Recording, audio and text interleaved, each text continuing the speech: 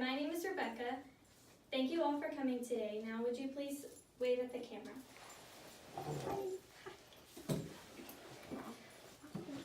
Are you getting a bit tired of your child or children around you always being on their phone or stuck at home on their video games?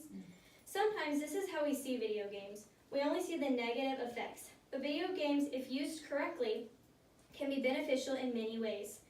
I would like to tell you how video games, when used correctly, can have benefits on your child or children you know. Now is the time for you to become educated on the way video games can impact children and have many benefits for your child and other children you might see daily or in the future. First, I'm going to share with you the problems video games can create. Video games can become harmful in children when used incorrectly. This problem is on the rise and becoming very prominent in ages 8 to 18. This problem is also very widespread. Children everywhere are becoming addicted to video games, and when this happens, it doesn't benefit them at all. Children must have limits given to them, and they must be taught how to set their own limits. By doing this, video games and technology will have the potential to benefit them greatly. For example, a study done in Australia revealed that the majority of Australian children are exceeding the government's screen time recommendations. Next, I will talk to you about the solutions. The solutions to these problems is to create an awareness in parents and/or educators and in children. Parents and educators, you should become aware of the harmful outcomes that can occur and the bad habits that can form in your child. According to Peter Niken, a way you can prevent this is by active mediation. Active mediation includes 5 items, which are complimenting the child when he or she makes good use of the device, telling the child how to use electronic media properly, telling the child how to be safe on the internet, telling the child what is good in an electronic media production, having a conversation with the child about nice or interesting electronic media content. As a parent, you have to regulate the time your child puts into a video game and what games they are playing. Another form of mediation is restrictive mediation. And Niken says this is done by telling the child which websites or games are allowed, telling the child to stop when he or she is using a device too long, allowing the child to use specific app, game, or website which the child picked. These are great ways you, as parents or educators, can regulate what a child is watching and how much time they are spending on games.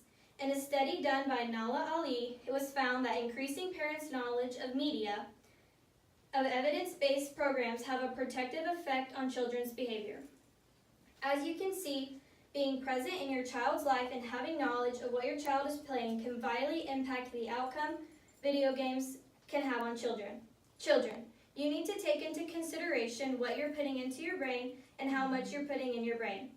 Just like parents, when at an appropriate age, you must regulate your own time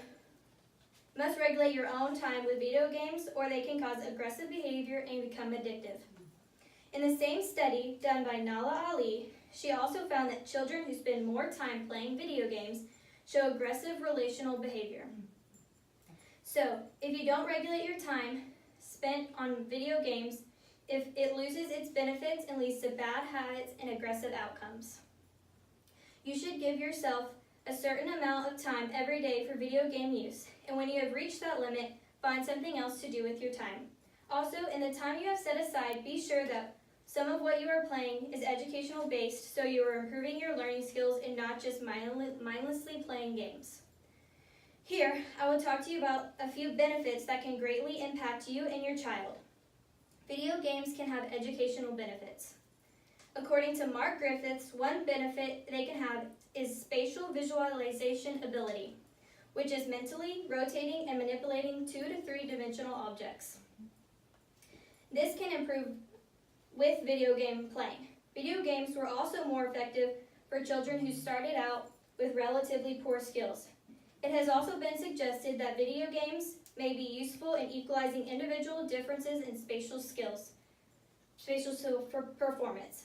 Another benefit is video games can help with is the disabled.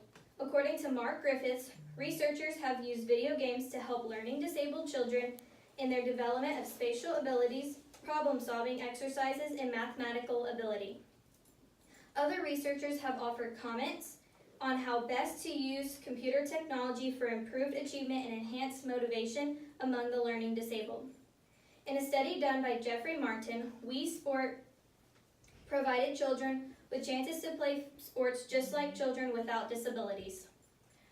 Wii Sport was clearly a novel alternative for children with physical disabilities and proved to be particularly beneficial for children with severe movement restrictions.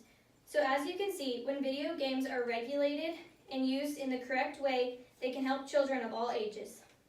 I know none of us want to see children fail or be held back because they weren't taught how to properly use video games in the way that can benefit them greatly. So we should all take this into consideration and help children and ourselves out. If we all start doing this